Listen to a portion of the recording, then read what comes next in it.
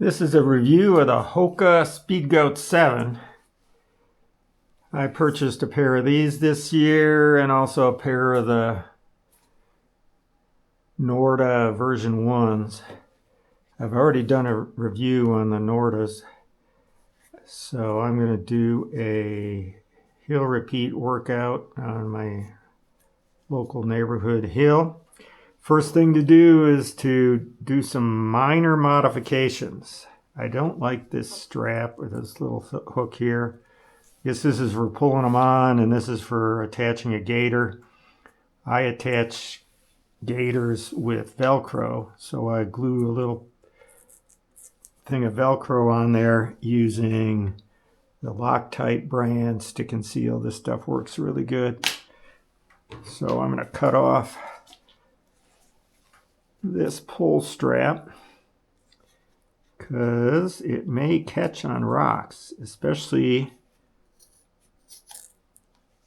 scree and the really rugged limestone that one encounters on the ridge run in western Montana.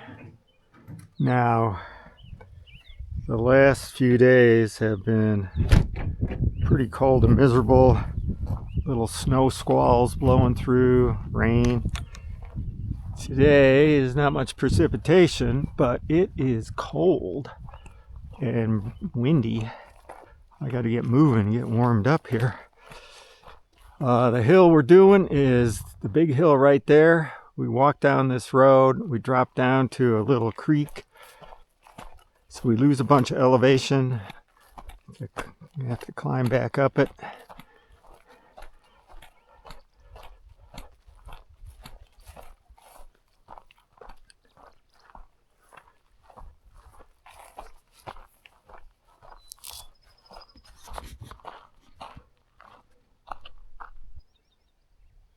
I'm not sure if this wide angle lens can pick up that deer right on the edge of the tree line there. Lots of stuff to eat this year. Things are pretty green. Some lupin starting to bloom. And I don't know what these little white flowers are. There's the creek down there.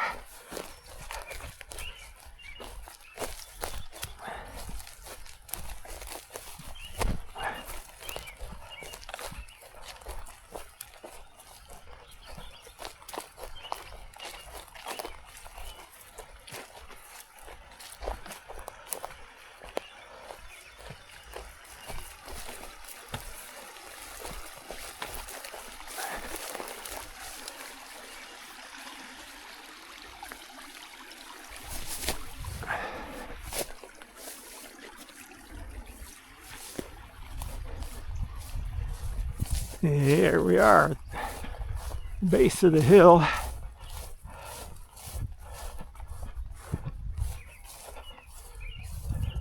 So I go from creek up to the top, charge up at a good pace, very steep.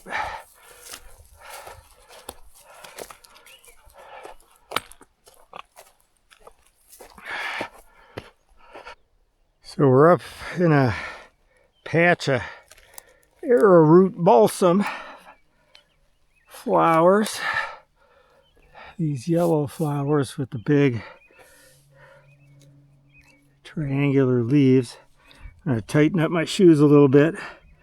One of the things that's really important for a rugged technical trail is have a good connection between the foot and the sole of the shoe.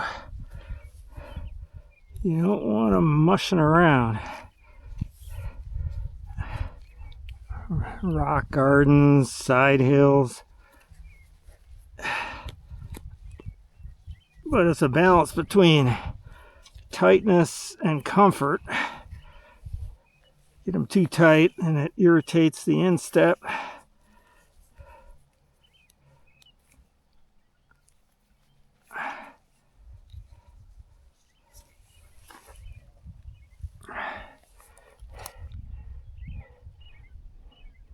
You can see the Anaconda Pintler Wilderness Area, Mount Emerine. It's great backcountry skiing. Pretty much need a snowmobile to get into there though.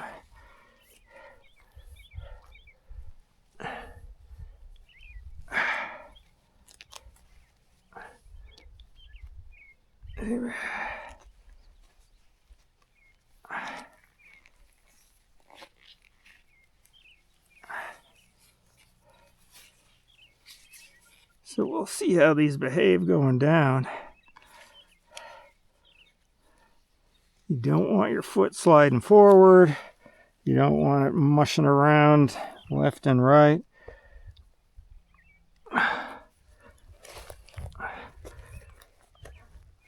And you can see it is a little, I can slide my foot around in there.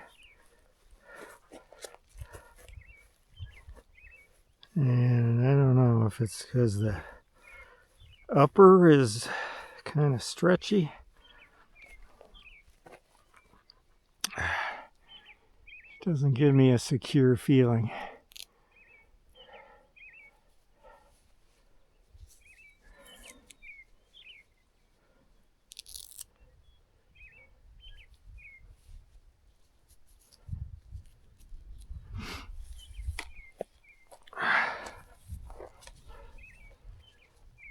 The quest for the perfect technical trail shoe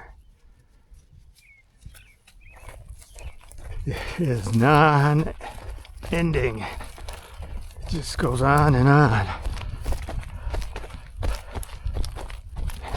Actually, these are feeling pretty good.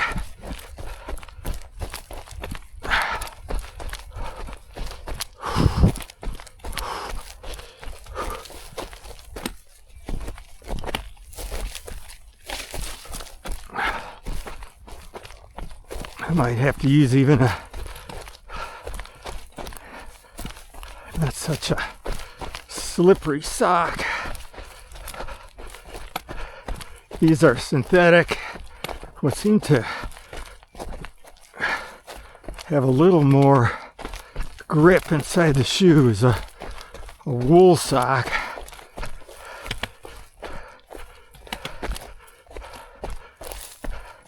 I used to use the smart wool sock. Might have to go back to those.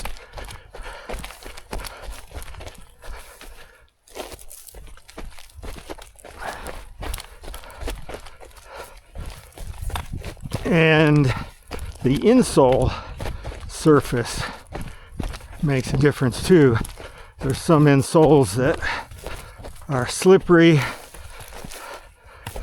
and some that are grippy. And you want something that's the sock insole combination. You want it pretty grippy but not rough, that would cause friction and irritation and blisters. And all these competing factors.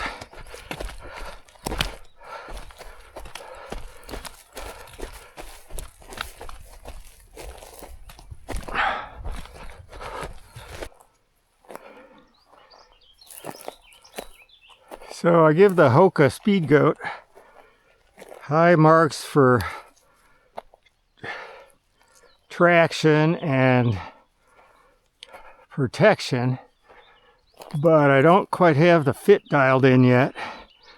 I'm not sure if it's actually a function of the shoe itself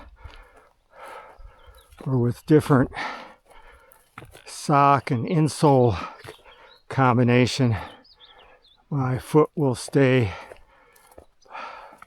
planted in the shoe a little better.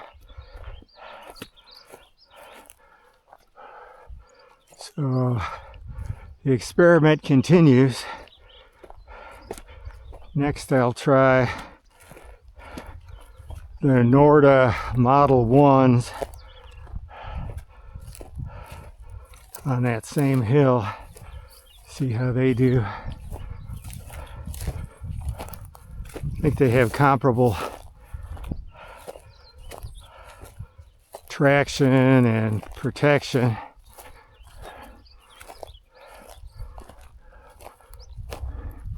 We'll see which shoe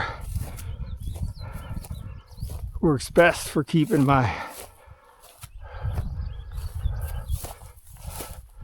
foot from sliding around inside the shoe on super steep, rugged terrain.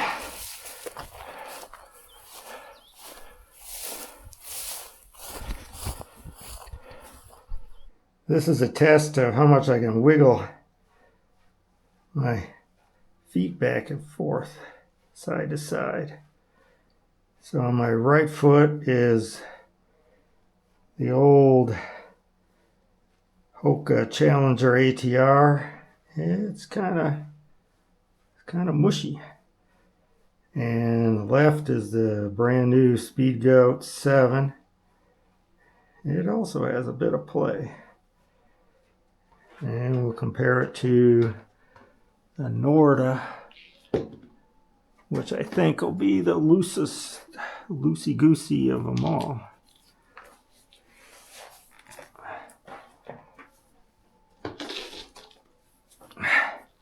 This is where that pull tab on the Norda is a good feature. Helps you get in them.